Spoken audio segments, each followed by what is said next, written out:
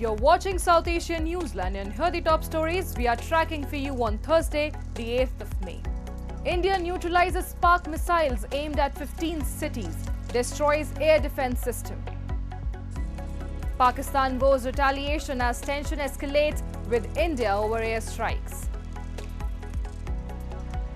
And Nepal lawmakers press for clear stand on terrorism.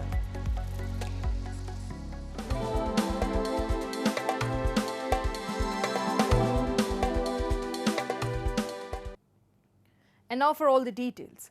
A day after India launched strikes at hideouts of terror outfits in Pakistan and POJK, a similar kind of operation was launched by Indian forces. According to Indian government, the strike was in response to Pakistan's attempts to engage Indian military installations across northern and western sectors. Here's what we know so far. A day after India launched strikes in several locations in Pakistan-occupied Jammu and Kashmir, and Pakistan targeting terror hideouts, a similar kind of operation was launched by the Indian forces targeting Pakistan's air defense system. In a statement, New Delhi said, while Indian strikes were focused, measured and non-escalatory, not targeting the military installations, Pakistan had tried to engage a number of Indian military targets across northern and western India. The attacks were neutralized by India's integrated counter-UAS grid and air defense systems, India's Defence Ministry said. In response, India said it targeted air defence radars and systems at a number of locations in Pakistan, with sources indicating use of Israeli-made Harpy drones in the operation. New Delhi further said Indian response has been in the same domain with same intensity as Pakistan, adding in a major win. An air defence system at Lahore was also neutralised. Notably, government sources had earlier said India's Defence Minister Rajnath Singh, during the all-party meeting today, had indicated India's Operation Sindoor was still in progress. A number of military targets in northern and western India using drones and missiles.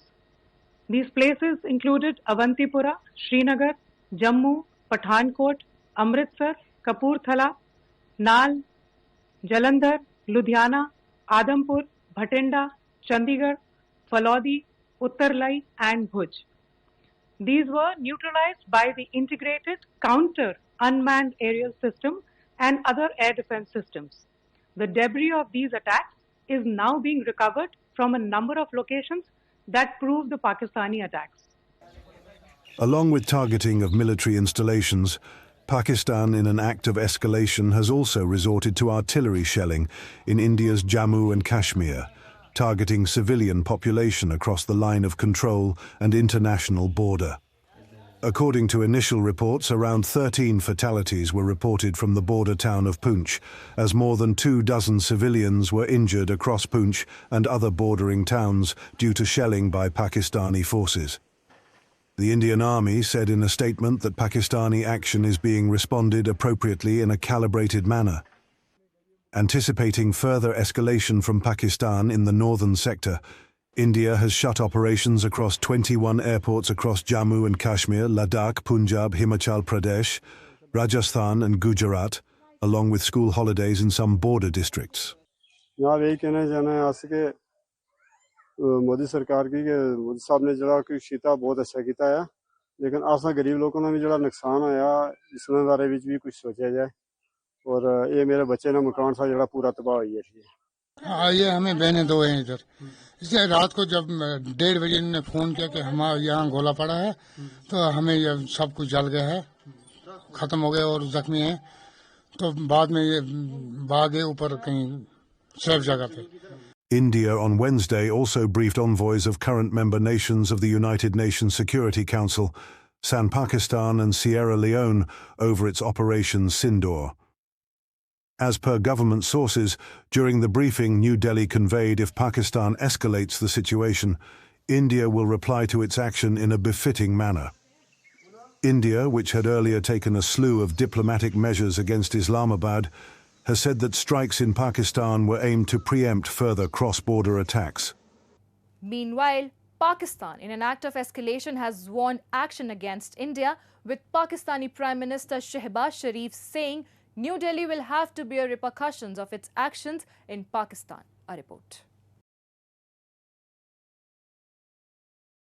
While India stated its commitment to de-escalation, extending an olive branch provided the Pakistani military respects it, Prime Minister Shehbaz Sharif has threatened retaliation, warning that New Delhi will face repercussions for its military actions. Sharif, who chaired an emergency security meeting on Thursday, said in a televised address to the nation on Wednesday that Pakistan would not back down and would respond with a strong counterstrike. He claimed the Pakistani Air Force engaged Indian aircraft, but provided no evidence to substantiate this. Later on Thursday, military spokesperson Ahmed Sharif Chaudhry, addressing a press briefing, made similar claims without evidence. However, he acknowledged India's drone strikes at various locations across Pakistan, claiming Pakistani forces destroyed Indian-operated Israeli drones used in the attack. Last night, that is the night of 7th and 8th May, India has undertaken yet another blatant military act of aggression against Pakistan by sending Harap drones at multiple locations. As tensions escalate between the two nuclear-armed neighbors, world leaders have urged restraint from both nations. The United Nations, along with leaders from the US, the UK, UAE, China and Russia, have called on India and Pakistan to avoid escalating tensions. While Turkey has expressed solidarity with Pakistan, Israel has supported India's right to defend against terrorism, backing Operation Sindoor. Indian Foreign Minister S. Jaishankar, who held bilateral talks with his Iranian counterpart Abbas Araghchi on Thursday, said New Delhi did not intend to escalate the situation. However, he warned that if Pakistan chooses to attack militarily, it will face a firm response.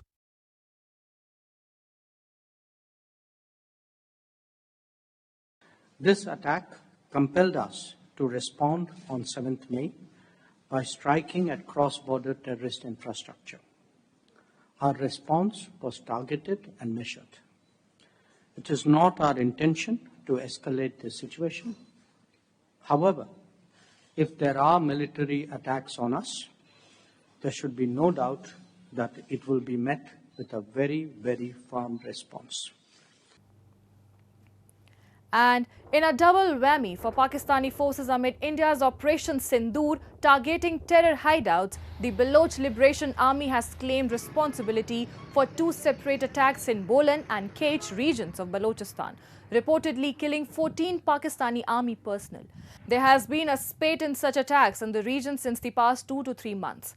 The attacks highlight the deep-rooted and ongoing conflict in Balochistan, where separatist groups have long sought independence, accusing the Pakistani state of political exclusion, economic exploitation and systemic human rights violations. These groups argue that while Balochistan is rich in natural resources, the profits are reaped by Pakistan government and foreign entities, leaving local population in poverty and neglect. This widening gap thus remains a major source of instability in the region. And Nepali lawmakers have urged the government to cut diplomatic ties with states known to sponsor terrorism in an indirect reference to Pakistan. Speaking in the House of Representatives on Wednesday, Loktantrik Samajwadi Party MP Sarbendra Nath Shukla warned that maintaining relations with such countries endangers national security and must be ended. The comments came in the backdrop of a Pakistan Army delegation's visit to Nepal amid the ongoing conflict between India and Pakistan. Nepali lawmakers opposed the visit and lauded India's recent strikes against terror camps in Pakistan over the Pahalgam attack. दक्षिण एसियामा हुने कुनै पनि आतंकवादी घटनाबाट नेपाल प्रत्यक्ष अप्रत्यक्ष रूपमा प्रभावित हुँदै आएको छ।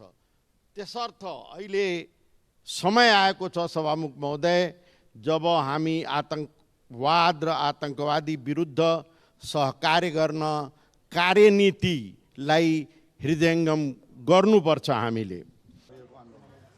One Nepali citizen was also among the 26 victims of the Pahalgam terror attack that happened on 22nd of April. The incident has raised alarm over regional security. सार्वजनिक भइसकेको छ, तर छिमेकमा भएको जघन्य आतंककारी घटना र विकसित परिस्थितिलाई नजरअन्दाज गर्दै पाकिस्तानको उच्चस्तरीय सैनिक प्रतिनिधिमण्डलले नेपाल भ्रमण गरेको देखिन्छ। भ्रमण पूर्व निर्धारित नै भए पनि वर्तमान स्थितिका बारे संवेदनशील भएर कूटनैतिक कौशलताका साथ तत्कालका लागि भ्रमण स्थगन गर्दै उपयुक्त समयको प्रतीक्षा गर्नुपर्ने आवश्यकता थियो। And a newly formed political platform, July Unity, has demanded a judicial ban and prosecution of the Awami League by 5th of August, a date they symbolically call the 36th of July. Formed on Tuesday in Dhaka University, the platform includes over 50 socio-political organizations. On Wednesday, the July Unity called for justice over mass killings during July to August protests last year, along with accountability for abductions, killings and corruption over the past 15 to 16 years. Reports suggest the student leaders urged all political parties to show solidarity, emphasizing that July Unity is not a political party but sees the Awami League as its sole adversary. Former PM Sheikh Hasina's Awami League government had faced growing criticism over democratic backsliding and was ousted after the students' uprising last year. An interim administration led by Muhammad Yunus was later formed under military oversight, but it has yet to act decisively on calls for reform. Moving on. The World Bank said on Wednesday that it has earmarked more than $1 billion to support job creation and private sector growth in Sri Lanka over 3 years. The initiative aims to expand economic opportunity, strengthen local industry and attract private capital to support long-term growth, the bank said in a statement. During a meeting with Sri Lankan President Dissanayake, World Bank President Ajay Banga said, now is the time to accelerate reforms and create the conditions for private enterprise to thrive, particularly in sectors that can create jobs at scale. The World Bank estimates a shortage of some 7 lakh jobs in the island nation over the next decade, with 1 million young people entering the workforce. Sri Lanka, which plunged into financial crisis in 2022 due to a dollar shortage, has gradually recovered under a 4-year $2.9 billion IMF program that began in March 2023. The World Bank had earlier in a report forecast 3.5% growth for the island nation in 2025. That's all in tonight's edition. We will see you same time tomorrow. Till then, good night.